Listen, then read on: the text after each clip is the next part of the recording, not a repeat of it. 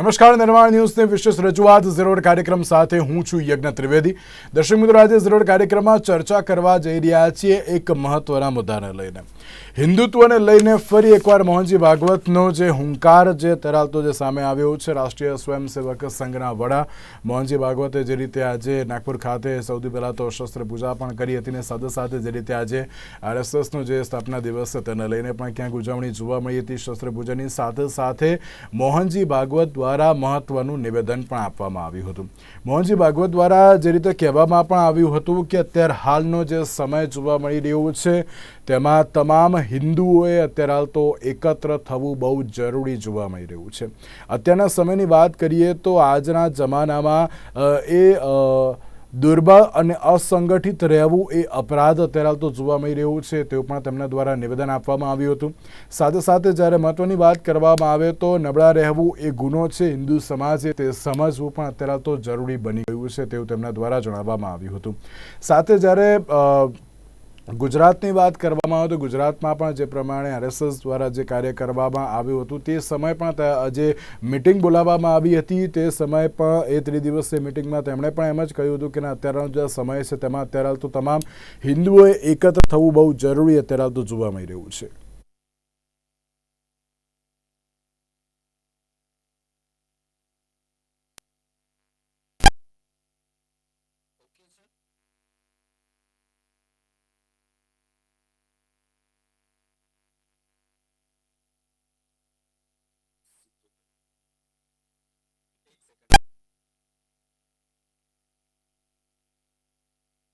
તો એક બાજુ જે રીતે રાષ્ટ્રીય સ્વયંસેવક સંઘના વડા દ્વારા જે અત્યારે શસ્ત્ર પૂજા કરવામાં આવી, જે સંબોધન કરવામાં આવ્યું તેને લઈને અલગ અલગ એમ કહેવાય કે ચર્ચા વિચારણાઓ તો જોવા મળી રહી છે, પણ તેની સાથે જ્યારે હિન્દુત્વને લઈને ફરી એકવાર જે હુંકાર જોવા મળી રહ્યો છે તેને લઈને ચર્ચા વિચારણા કરવી છે। ચર્ચા વિચારણા કરવા માટે અમારી સાથે જોડી ગયા છે જીતેન્દ્ર તિવારી, જેઓ હિન્દુસ્તાન સમાચારના એડિટર છે। સાથે સાથે જ દેવેન્દ્રભાઈ સોલંકી આપણી સાથે જોડી ગયા છે કે જેઓ સંઘ સમર્થક છે। જે આ બંનેનું સૌથી પહેલાં તો સ્વાગત છે।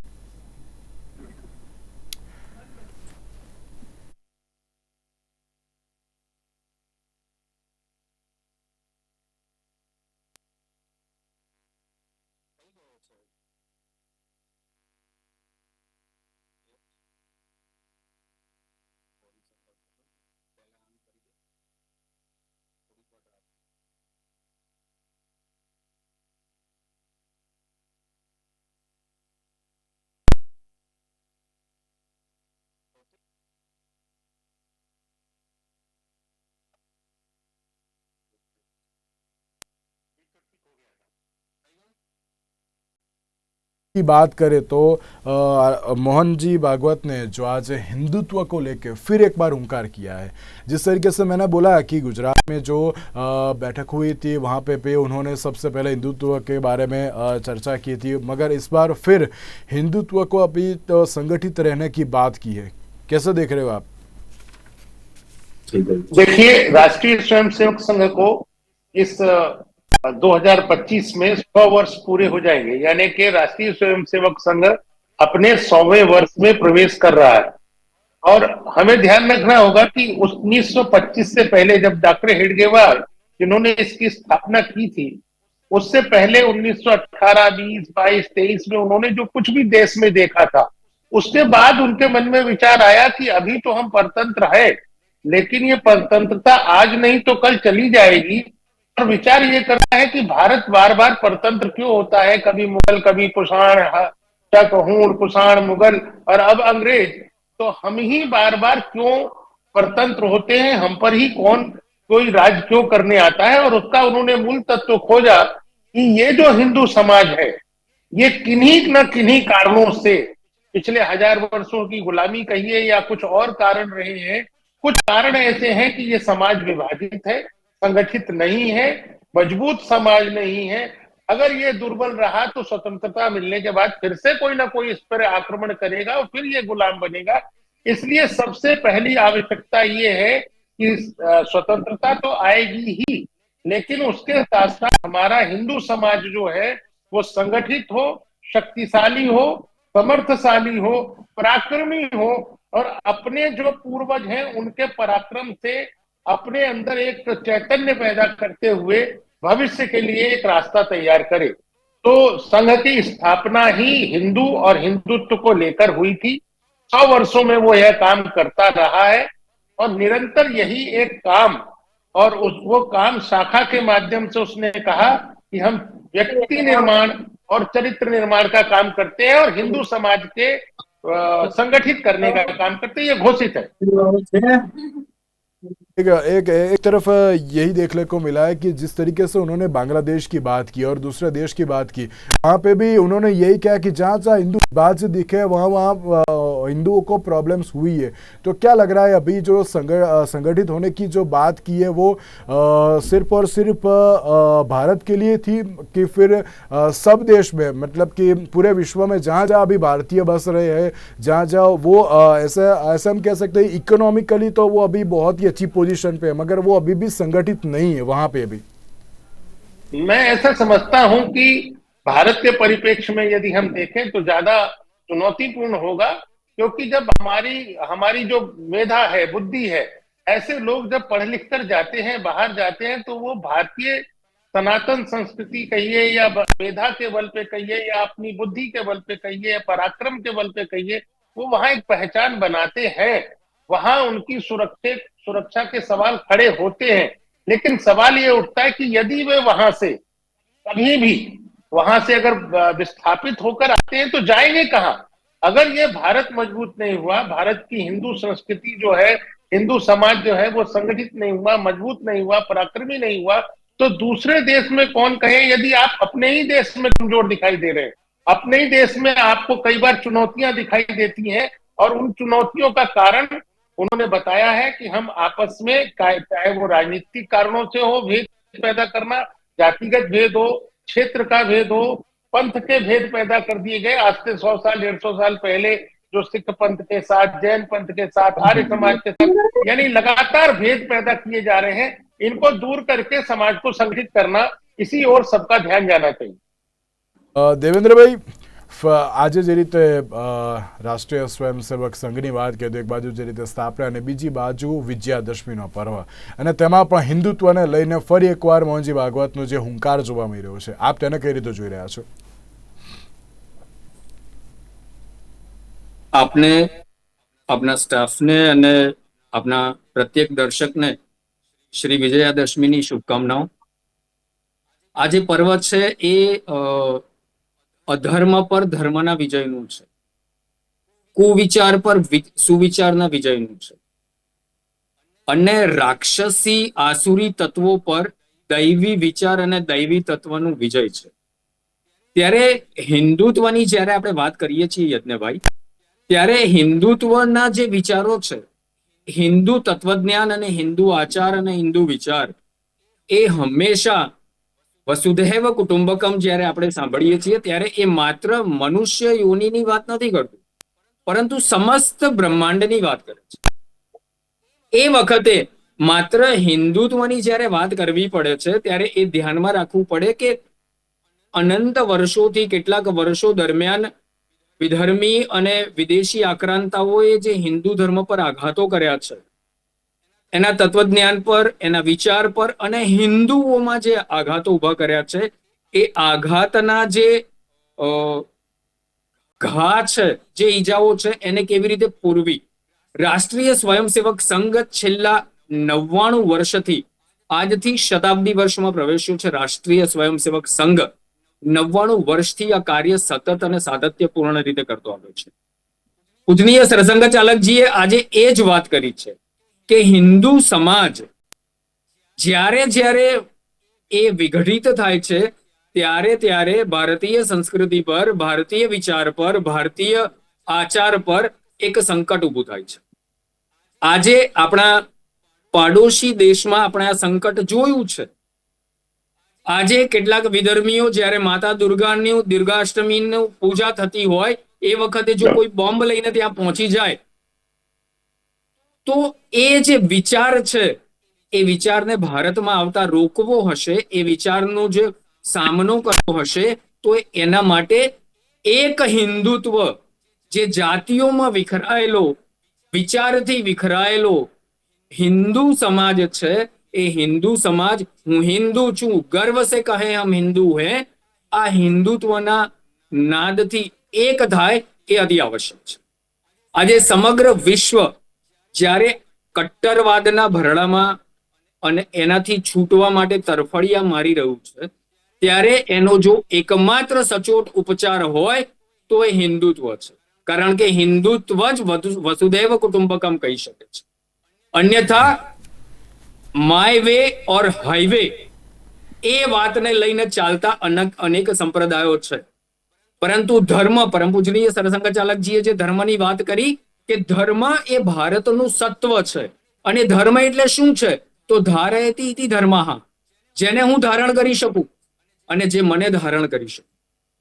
આજે વિશ્વ પર્યાવરણથી ઝઝૂમી રહ્યું છે, ત્યારે વિશ્વને પર્યાવરણનું જો નિરાકરણ આજે માતા પૃથ્વીને સવારે ઉઠીને પણ આપણે પૃથ્વીને પગ અડે ને તો આપણે એને આપણા પૂર્વજો કહીને ગયા છે કે એને ક્ષમાયાચના કરવી જોઈએ. અહીંયા વૃક્ષમાં વાસુદેવ જોનારો વર્ગ છે. આ વિચાર છે હિન્દુત્વ. પર્યાવરણને આજે પર્યાવરણ અને ગ્લોબલ વોર્મિંગને જો કોઈ ઉત્તર આપી શકે તો એ ભારતીય વિચાર છે, એ હિન્દુત્વનો વિચાર છે. આજે કુટુંબો તૂટી રહ્યા છે.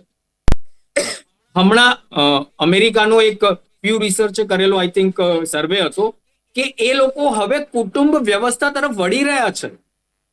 ત્યારે આજે પાશ્ચાત્ય સંસ્કૃતિ ભારતીય કુટુંબોને તોડવાના કારસ્તાનો કરી રહી છે. ત્યારે વિશ્વને જોડી કેવી રીતે શકાય એ ભારતીય કુટુંબ સંસ્થા સમજાવે છે. તો એ પણ ભારતીય સંસ્થા અને ભારતીય વિચાર, હિન્દુત્વનો વિચાર એને એક કરી શકે છે. અને જો હિન્દુત્વનો વિચાર સમગ્ર વિશ્વને જો એક કરી શકતો હોય તો એ સૌથી પરમ આવશ્યક છે કે હિન્દુ વિખૂટો ન હોવો જોઈએ. અને એ જ વાત પૂજનીય સરસંઘચાલકજી આજે કરી છે કે નબળા હોવું. કારણ કે અહીંયા તો ભગવાન શ્રી કૃષ્ણને પણ અર્જુનને કહે છે તસ્માત ઉત્તિષ્ઠ કૌંતેય યુદ્ધાય કૃત નિશ્ચયા. એ પ્રત્યેક જગ્યાએ મારે જ્યારે યુદ્ધ કરવાનું છે, વૈયક્તિક જીવનમાં પણ મારે, જીવનાર્થ કલામાં પણ જ્યારે યુદ્ધ કરવાનું છે, ત્યારે મારે સશક્ત રહેવું પડશે, એક રહેવું પડશે, નેક રહેવું પડશે. અને એ જ વાત તો પૂજનીય સરસંઘચાલકજીએ કરી છે. પૂજનીય સરસંઘચાલકજીએ જે પંચ પરિવર્તનની સંઘ વાત કરે છે શતાબ્દી વર્ષમાં, જેની ઉપર કાર્ય કરવાનું છે, સઘન કાર્ય કરવા જઈ રહ્યો છે સંઘ, એ પંચ પરિવર્તનની વાત કરી છે. એમાં પર્યાવરણ છે, એમાં સમરસતા છે, એમાં હિન્દુ એકતાની એ જે વાતો છે એ વાતો આજે કરી. અને હિન્દુ એમાં જે ફૂટ એ હમણાં જે અર્બન નક્સલ્સ જે કરી રહ્યા છે, જે વિવિધતા છે, એ વિવિધતાને વિઘટન બતાવી અને જે હિન્દુ સમાજને તોડવાનું કાર્ય જે કરી રહ્યા છે, ત્યારે હિન્દુ સમાજે એક થવું, એ વિવિધતા એ જ આપણી ઓળખ છે ને એ જ આપણું એકત્વ છે.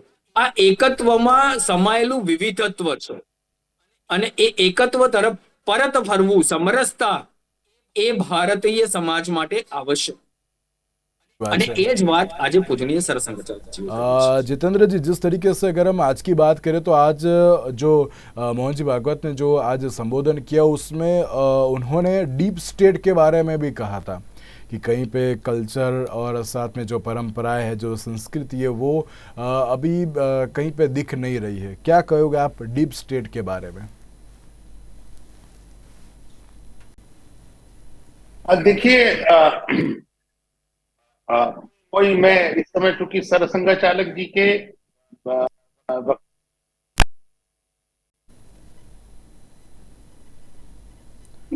समाज में विविधता को, हमारे रंग को, हमारे पहनावे ओढ़ावे को, ये जो विभिन्नताएं हैं ये एक सुंदर दृश्य पैदा करते हैं. ये जो भारत भूमि है, इसको तो, ये भारत भूमि में तीन तरफ समुद्र से घिरी हुई, पहाड़, हर तरह के 9 ऋतुएं, 12 की सब चीज यहाँ उपलब्ध है. वैसे ही सारी संस्कृतियां यहाँ उपलब्ध है. हर कल्चर के लोग हैं. एक ही रंग के लोग पूरे देश में नहीं दिखते.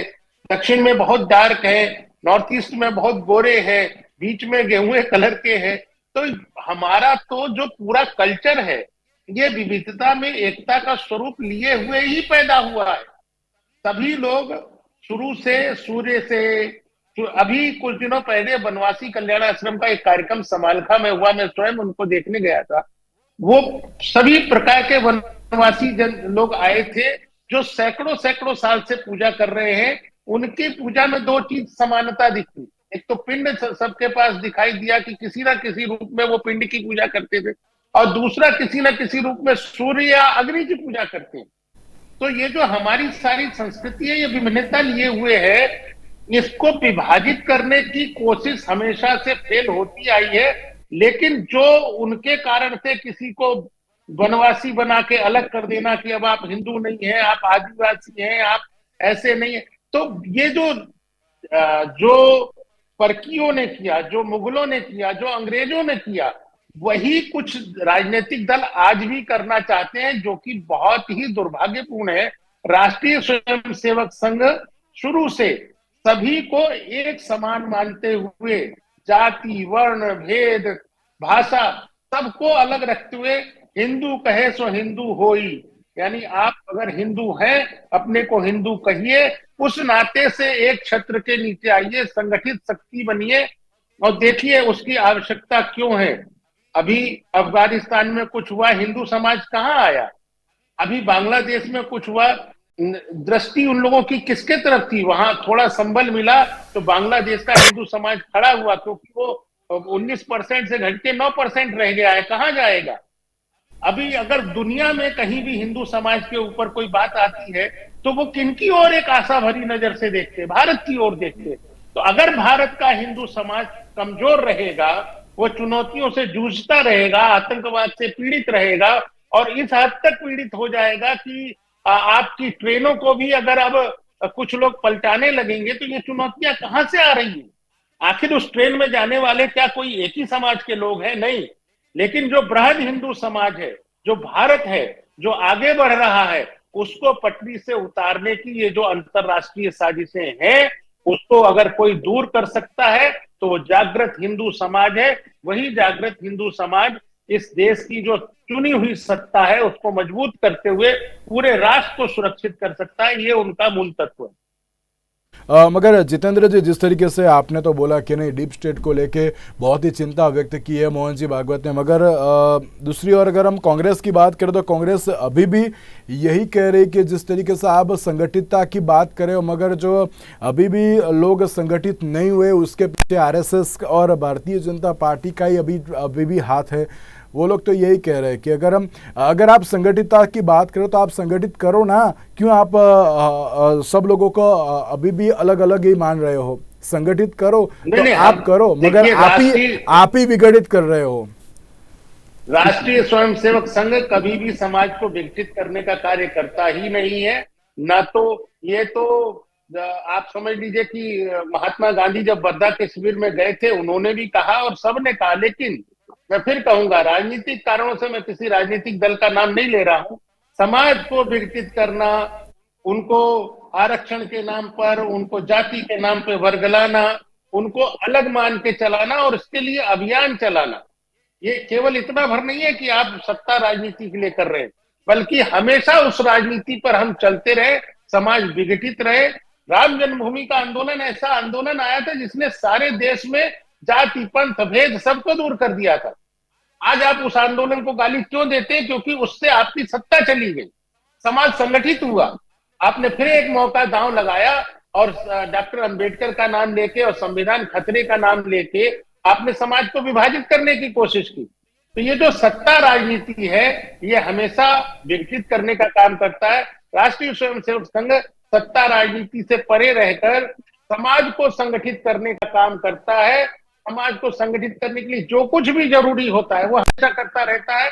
उसमें कोई भेद कभी 1925 से लेके और आज 2024 के विजयदशमी तक उसमें कहीं भी ऐसा नहीं हुआ कि उसने समाज में किसी वर्ग विशेष को बहुत प्रोत्साहन दिया हो और किसी वर्ग को इस कारण से कि वो कुछ अलग है, कभी कोई भेद कहीं दिखाई नहीं दिया आज तक।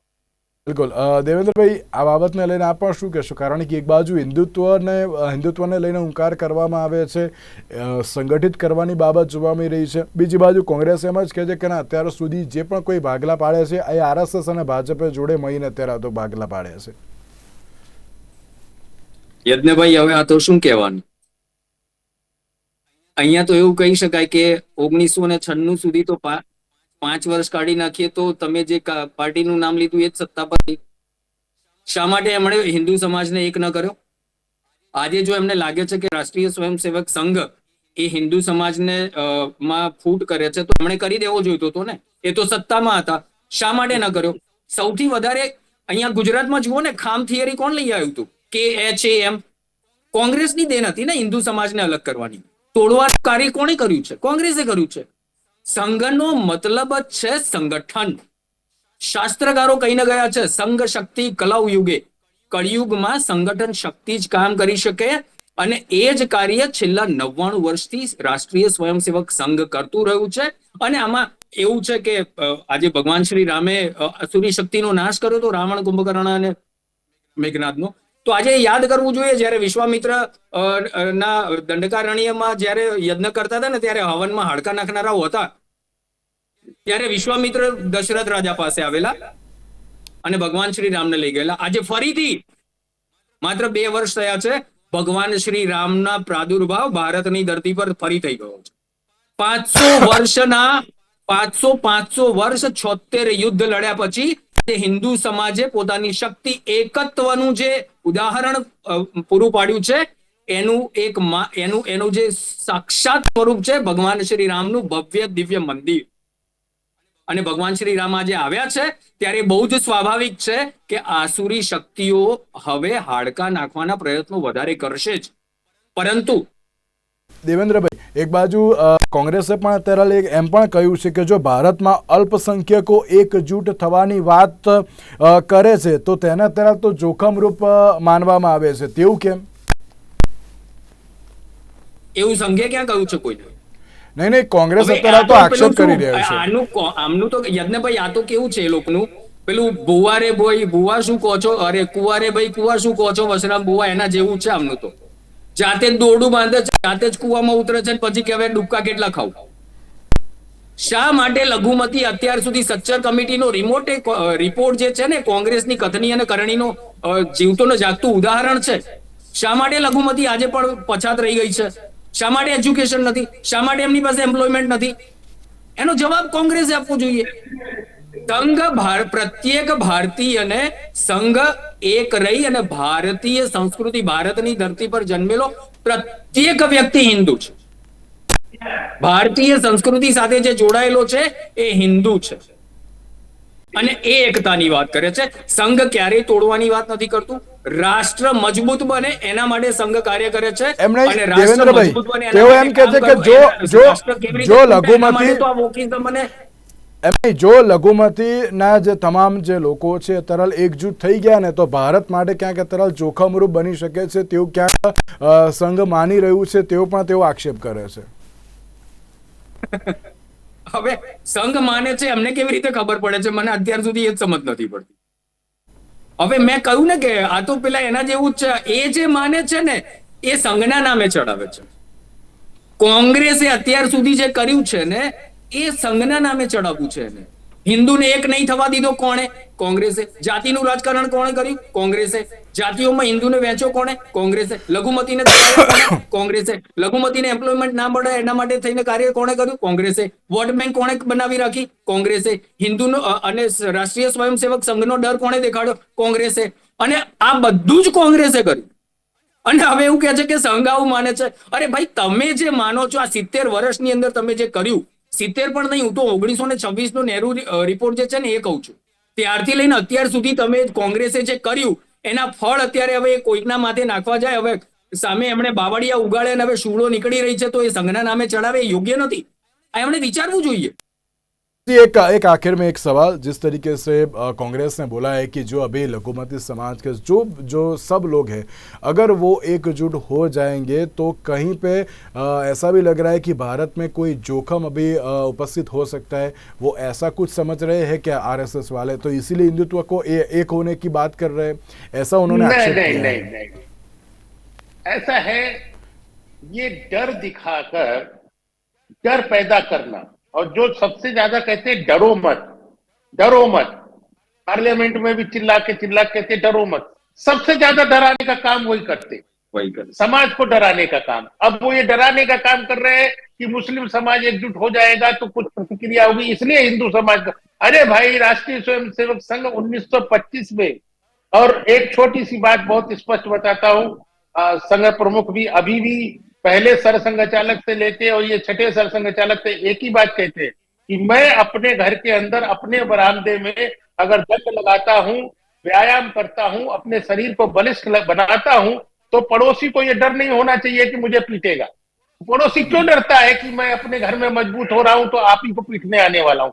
अरे मैं अपने समाज को मजबूत बनाना चाहता हूं, स्वस्थ रहना चाहता हूं, ये मेरा कर्म है अपने देश को मजबूत बनाने का। लेकिन इसको देखकर हमारे मित्र लोग डरो और डराओ इसी में लगे रहते हैं। मुस्लिम समाज को संघ से डराओ और बाकी हिंदू समाज को मुस्लिम समाज से डराओ, इस डर की राजनीति करते रहो और चिल्लाते रहो कि डरो मत, डरो मत। जी बिल्कुल बिल्कुल। जितेंद्र जी धन्यवाद हमारे साथ जुड़ने के लिए, और સાથે જ દેવેન્દ્રભાઈ આપનો પણ આભાર અમારી સાથે આ ચર્ચા વિચારણામાં જોડાવા માટે। સભી કો નમસ્કાર। દર્શક મિત્રો, જે પ્રમાણે હિન્દુત્વને લઈને મોહનજી ભાગવત દ્વારા જે નિવેદન આપવામાં આવ્યું છે તેને અત્યારે તો કંઈક અલગ રીતે પણ અત્યારે તો જોવા મળી રહ્યું છે, તો હવે જોવાનું કે આગામી સમયમાં તેમના દ્વારા હવે કેવી રીતના નિવેદન આપવામાં આવશે, અને સાથે સાથે સંગઠિત થવાનો જે એક અપીલ કરવામાં આવી છે શું સંગઠિત થશે કે નહીં તે પણ આવનારો સમય જ બતાવશે। આજના જરૂર કાર્યક્રમમાં આજે આપશો, નમસ્કાર।